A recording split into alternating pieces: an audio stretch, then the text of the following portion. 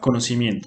Canadá gasta aproximadamente el 7% de su PIB en educación desde la aprobación del artículo 23 de la Constitución de 1982. La educación en inglés y francés ha estado disponible en la mayoría de los lugares de Canadá. El sistema educativo canadiense ha ido acogiendo fuerza y notoriedad gracias a sus excelentes resultados en los informes PISA, en los que ha obtenido puntuaciones destacadas lejos de la media europea y muy superiores a Estados Unidos.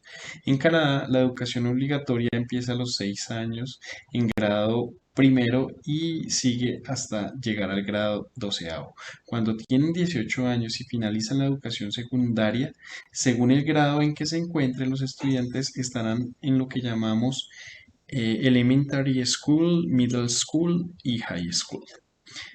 Hablemos ahora del IDRC, el Centro Internacional de Investigación para el Desarrollo de Canadá. Fue establecido por el Parlamento de Canadá en 1970. Es una de las instituciones líderes a nivel mundial en la generación y aplicación de conocimientos para enfrentar los desafíos del desarrollo internacional. IDRC trabaja en estrecha colaboración con investigadores de países en vías de desarrollo en su búsqueda de los medios para construir sociedades más saludables, equitativas y prósperas. IDRC promueve la investigación en cuatro amplios temas: agricultura y medio ambiente, salud y sistemas de salud, ciencia, tecnología e innovación, políticas sociales y económicas.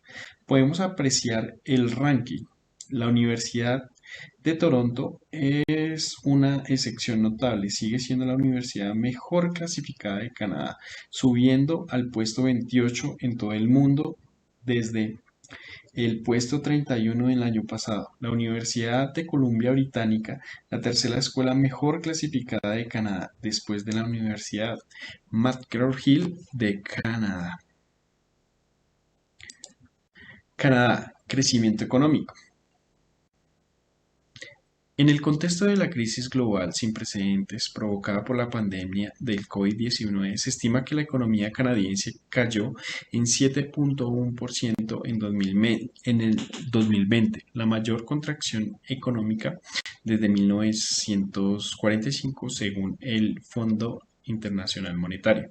Esta caída se debió principalmente a una ralentización de la actividad industrial y el consumo privado durante el primer trimestre del 2020, cuando Canadá adoptó medidas de cuarentena para frenar el virus. Además, Canadá se vio golpeada por la fuerte caída de los precios globales del petróleo. Canadá es la décima economía del mundo y un actor relevante del sector de software y servicios de informática a nivel global. Sus sectores más importantes: el sector agrícola, representa el 1,9% del PIB de Canadá y emplea un solo 1% de la población, según el Banco Mundial. Ahora bien, el sistema agrícola y la industria agroalimentaria emplean en uno de cada 8 trabajadores en Canadá y representan 100.000 millones del PIB y más de 60.000 millones de exportaciones. Canadá es uno de los principales exportadores de productos agrícolas del mundo, en particular de trigo, y produce el 10% de los cultivos genéticamente modificados del mundo. La pesca es otro sector importante. El sector industrial aporta el 23,3% del PIB y emplea el 19% de la fuerza laboral de Canadá. Canadá cuenta con 6 importantes sectores de la industria primaria: energías renovables, principalmente la eólica. El país es un exportador neto de energía, sector forestal, hidrógeno y células de combustible, minas, metales, minerales, pesca, petróleo y gas. El sector de servicios domina la economía canadiense, representa el 68% del PIB y emplea a más del 79% de la población activa en 2020. El mayor empleador es el sector del retail, que emplea en torno a 12% de la fuerza laboral del país, y el sector de servicios comerciales. Los sectores de la educación y la salud también son fundamentales para la economía del país. Canadá es un gran inversor en sus propios estudios. logrando así posicionarse en el 2018 en el puesto número 18. Esperando poder obtener grandes innovaciones, conocen muy bien el hecho de mantenerse en la vanguardia de la exploración e innovación, así contribuyendo de forma significativa a la generación de beneficios sociales, económicos, medioambientales y sanitarios. Generalmente, la CFI, Fundación Canadiense para la Innovación, financia el 40% de los costos de proyectos elegibles, así logrando aumentar la capacidad de innovación, atrayendo y reteniendo personal de investigación para el país. En el año 2021 se aportó a una investigación más de 74,4 millones de dólares en el área de Montreal, para poder así mantenerse en la vanguardia de innovación y exploración. La medición de productividad se basa en el Producto Interno Bruto. Este es uno de los indicadores clave de la economía. Este refleja la relación entre la productividad y el trabajo invertido, interfiriendo varios factores, como los laborales, la gestión tecnológica, la producción, su asignación de recursos y su nivel tecnológico. Todo esto obviamente en Canadá. El producto por habitante promedio alcanza unos 21.394 dólares, creciendo un 1,9%, orientado principalmente en productos primarios, como la minería, la cual crece un 3,9% en promedio anual, y construcción, con un 3,1%, los cuales son los más concurridos, allá en Canadá. A pesar de las devastadoras consecuencias que la pandemia trajo, Canadá ha ido recuperando su productividad, logrando tener una tasa de desempleo del 7,10% actualmente, trayendo así una mejor vida para sus habitantes, logrando una flexibilidad laboral. Sistema educativo de los Estados Unidos. En los Estados Unidos, los estados federados son los encargados del sistema educativo. Para Estados Unidos, la tasa de alfabetización es del 99%. Las edades límite de escolaridad obligatoria es de 6 a 18 años. Se destina el 3,4% del Producto Interno Bruto en educación. Hay 5.300 centros de educación superior, 3.585.119 profesores. El ratio de alumnos por profesor es de 15,8. La lengua de aprendizaje es el inglés.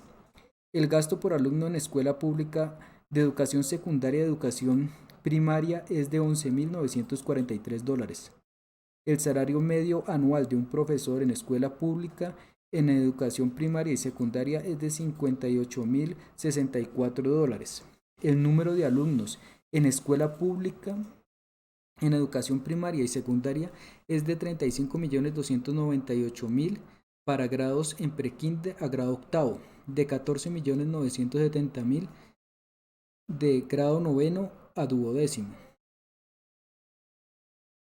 En la educación superior podemos observar el grado o la etapa educativa de educación primaria para cursos de primero a sexto para edades de 6 a 12 años, para educación básica secundaria para grados de sexto a octavo para edades de 11 a 13 años, educación secundaria para grado noveno a grado duodécimo de 14 a 18 años, y la autoridad encargada para educación superior serán las universidades.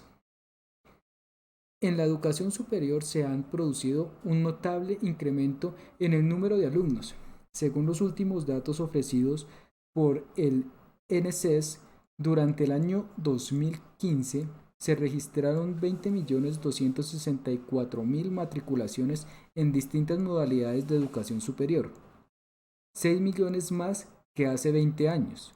El 31% de los graduados de educación secundaria optó por estudios técnicos de formación profesional y por estudios asociados a grados académicos de 2 años de duración, de los que supone un 4% más que en los últimos 10 años. Respecto al crecimiento socioeconómico, si bien el panorama mundial está cambiando rápidamente, la economía de Estados Unidos sigue siendo una de las más grandes del mundo y un atractivo de destino de inversión extranjera. La evolución económica de Estados Unidos a corto plazo ha venido dominada por el impulso fiscal que está sosteniendo el crecimiento. La mayoría de los organismos internacionales estiman un crecimiento del Producto Interno Bruto cercano al 3% en el 2020, por encima del crecimiento del 2,2% registrado en el 2019. En todo caso, a medio plazo existen indicios de agotamiento de la etapa expansiva, lo que podría un fin al largo periodo de recuperación tras la crisis económica producida por el coronavirus. A medida que el estímulo fiscal se desvanezca y el endurecimiento de las condiciones financieras se afiance, se prevé que el crecimiento del Producto Interno Bruto será mayor.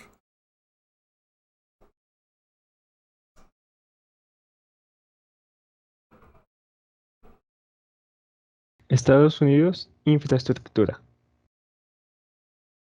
En la siguiente diapositiva se puede evidenciar datos acerca de la inversión de la infraestructura que posee Estados Unidos, teniendo en cuenta que este país es uno de los más innovadores en relación con la invención de ciertas herramientas que los ayudó a un desarrollo más rápido y efectivo, tales como las vías ferroviarias, los aviones y otras herramientas que aportaban a la productividad de la nación, convirtiéndola en una potencia mundial. A continuación se presentan algunos datos en relación a esta infraestructura. Por ejemplo, se puede evidenciar que tiene un amplio número de redes de carreteras, lo cual puede derivar en una gran en un gran transporte de materias primas, de mano de obra y entre otros, lo cual favorece su productividad. En relación al ferrocarril, fue una gran invención y una gran inversión para el desarrollo del país, puesto que por estas vías ferrocarriles se transportaba la mayoría de sus recursos naturales. Las vías navegables también son bastante importantes, puesto que este país posee dos océanos y la conectividad entre los puertos era importante porque tenía que dar la vuelta al continente. Los puertos comerciales para hacer comercio con distintas partes del mundo, como Europa, China, entre otros, y los aeropuertos, que es la que más favorece hoy en día. A continuación se presenta una gráfica acerca de la productividad. En esta presentación podemos evidenciar algo que es bastante importante en la productividad y en el desarrollo económico de un país, que es el desarrollo en relación al Producto Interno Bruto. Este se presenta como un producto interno del país.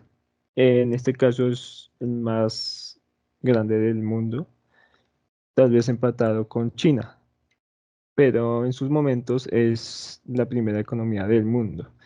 En la diapositiva, en la gráfica, se puede evidenciar una comparativa de datos en relación a Estados Unidos y América Latina y el Caribe.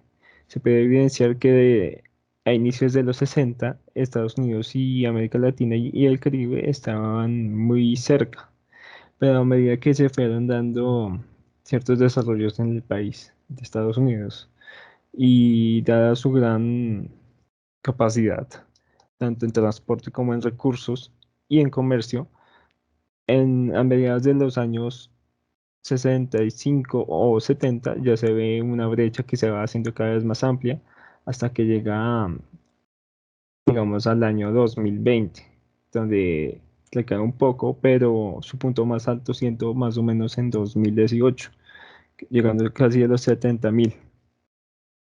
Esto deriva en que el país posee una gran productividad. Principalmente se puede decir que en áreas como la agricultura y la área tecnológica. Posee unos porcentajes de desempleabilidad muy bajos, con un 6,7% aproximadamente, y en relación al salario medio de sus habitantes está en $60 al mes, lo cual es bastante en relación a América Latina, que es bastante bajo. Sus principales aportes se dan, como ya dije, en la tecnología, pero también en bienes raíces y en grandes marcas de consumo alimentario. Otro factor a tener en cuenta es que este país cuenta con muchas oportunidades de empleo, tanto para nacionales como extranjeros, hoy en día, lo cual alimenta la productividad en comparativa a América Latina y el Caribe. Esto principalmente por el gran desarrollo que tuvo en etapas tempranas el país, tales como después de la Segunda Guerra Mundial, puesto que este suministraba sus recursos a los aliados y esto le favoreció mucho económicamente. Y a finales de la Segunda Guerra Mundial, puesto que Europa estaba prácticamente destruida y Estados Unidos se favoreció mucho realizando préstamos a estos países pues obviamente con intereses, lo cual lo catapultó a la cima. Y gracias a ello fue que se consolidó como la gran potencia que se conoce hoy en día. A continuación, las referencias bibliográficas y muchas gracias por su atención.